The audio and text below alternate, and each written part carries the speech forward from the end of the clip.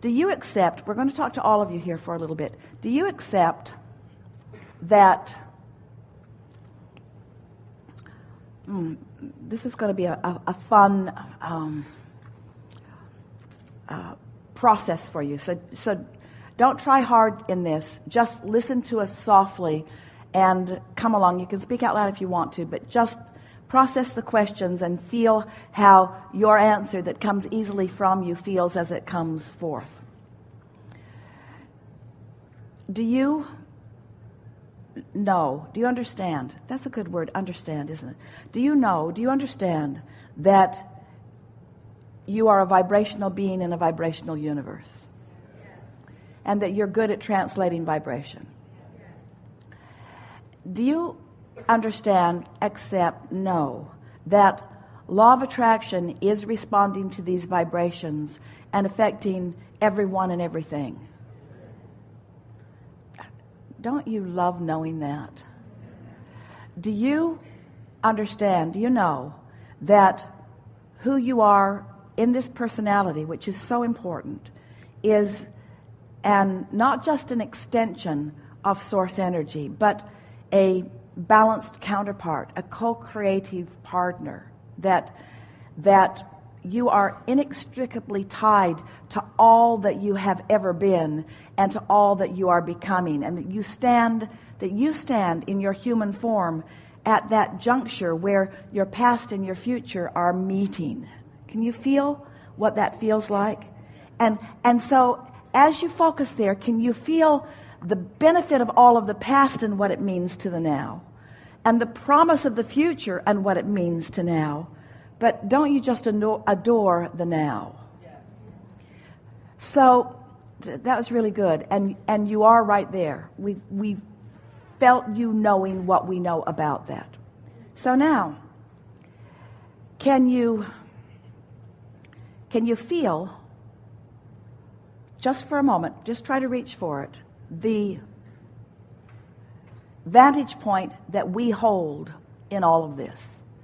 Can you step away just for a moment from your personality and what you are seeing, and just imagine our part in that? Just try. It's hard, we know, because your part is so vivid, but just imagine that we are everything that we just described you as being, that you understood. We're just better at enjoying the now. We adore the past more than you do, because we don't focus on it in any of its detail. We adore the past and what it's brought us all to. And we are ravenous about the future, because it's not the future for us, it's the present. So imagine where our juncture is. So you've got your past and you've got your future, and you're standing right here. We're with you in all of that. We feel like you feel, except we're over here. We are knowing what you are calling future as our present tense. You follow that? So now, we're on our high-flying disc. You know that. We're on our high-flying disc. You've been there sometimes. You know what it feels like. And we're focused from our high-flying disc on you. Where do you think, in this continuum of beingness, where do you think we are focused?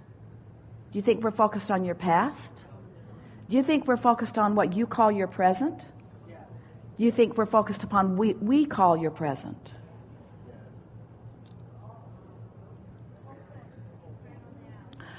Well, if we were on a high-flying disc, and we are, and you were, what would be the most delicious aspect of all of that for you to focus upon? What part of that would you like? The past, or would you like what you call the present, or would you like to be over here in the new, in the fresh insight? So we'll just ask you again, now that we've given you this leading question again, where do you think we are? Where? And how futuristic is it? In other words, you created, is it pie in the sky, or is it something that's real? Is it something that you have synthesized out of life, and it's leading edge, certainly. It's leading edge to all of us. You want to call it future. We want to call it now. So just rest with that for a little bit. So now, you're on your high-flying disc. Where do you think we are? We've been talking about you in relationship to other friends. You're up here and they're not, and you can't communicate. Same with you. If we're on that high-flying disc and you're not, no communication is happening. So what happens to you in relationship to us when you get on your high-flying disc? You know what we know. You know what we know. It feels invincible. You know what we know. And so it's not coming for you, it's here. It's not future tense for you, it's now. In other words, we're celebrating the success that you're reaching for, but when you're on your high-flying disc, you're feeling it now, you see. So, okay, so you're still with us? You followed all that so far? So now, do you believe, do you understand that you and we are eternal beings? So, does that mean that there's always more contrast that's going to cause more expansion, and there's always more of what you want to call future? So, is it logical that in the same way that you call something future, we also would call something future? So, does it make sense to you that we are all together, co-creatively, creating the eternalness that we are all about? Are you getting the sense, or do you absolutely know that it's never going to get finished?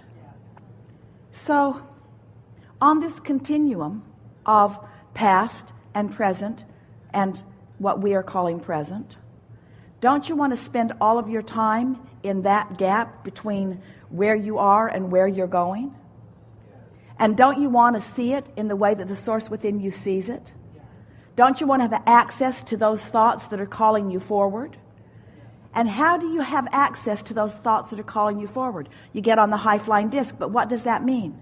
You feel your way to it. So, what is life if it's not a feeling? In other words, can you define life in any way other than feeling? You can describe, well, I saw that, and it was beautiful, but what does the "it was beautiful" part mean?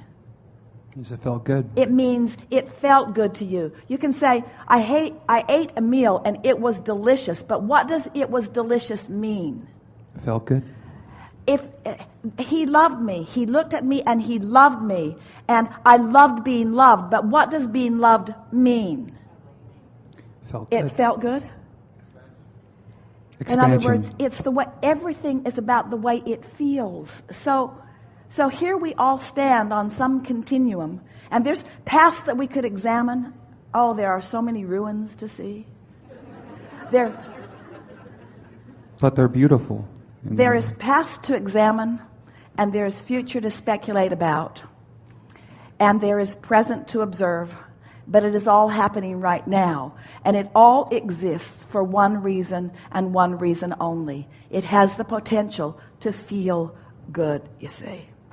So the reset button that we're attempting to push here with all of you is that we want you to leave here caring about one thing and one thing only, and that is about how you feel. And we want you to decide that you have the ability to focus your mind in ways that feel not good, or focus your mind in ways that feel good. And once you get a whiff of this and you begin to discover that not only do you have the ability to feel better than you felt, and then better, and then better, and then better, but there is always something. You always have the ability to feel even better than you feel. You can be clearer than you feel in your clearest moment. And you can be funnier than you are in your funniest moment. And you can enjoy music more than you've ever enjoyed it in your most magnificent moment. And you can eat food that is more delicious than it has ever been. There's always something more. And you are innately wired to always be reaching for that. Now here's the piece that we really want you to understand. Since we are all in this together, and since you are an extension of that which we are, and since you sifted through and told us all what you want, and projected a rocket of desire about it with such clarity because of what you were living, we rode that rocket and we know it. And now we are standing in your present tense that is different than the present tense that you are standing in. If you will reach for the feeling, we will call you home to who you have become, you see. And in that moment, you're going to be laughing harder than you've ever laughed. You're going to be feeling more empowered than you've ever felt. You're going to be enjoying whatever you're doing more than you've ever enjoyed it. And you're going to be free of trying to sift everything out and decide what's right and what's wrong and who should have done that and who shouldn't have done that. You'll be free to come into alignment and resonance with who you are, which means you'll step for the first time, maybe, into conscious, deliberate awareness of why you're here and what's it all about. And when you start deliberately co-creating with those like us who know where you've been and don't care, who know who you've become and do care, who know where you are and where you're wanting to be and do care, who can guide you every step of the way, not to an end result that you will like better, but to a present moment that will feel better, to a present moment that will feel better. Because it's all about now. All of your power is now. All of our power is now. You just got to practice yourself into knowing your power, practice yourself into feeling it. How does the word power feel to you? Feels like clarity. It feels like certainty. It feels like ease, because when you're in full power, Esther told a friend the other day, I love engines in cars. She loved the monster bus. She loves her Audi R8. She loves opening it up wide. She can just feel that engine click into its awesomeness. In other words, those lower gears, it will tolerate them, but it wants to be full throttle and wide open. And it's happiest in that fullest combustion, and so are you see. So it's time for you to stop pinching yourself off, stop trying to please other people who don't understand, stop trying to rein yourself in because you appear to be obnoxious.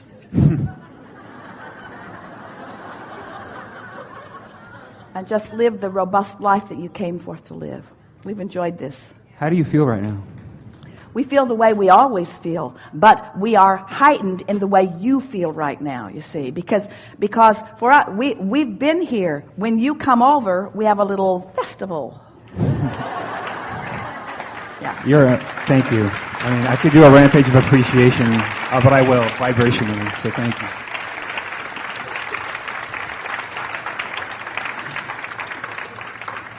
All right, let's get to something that feels more like real life to you.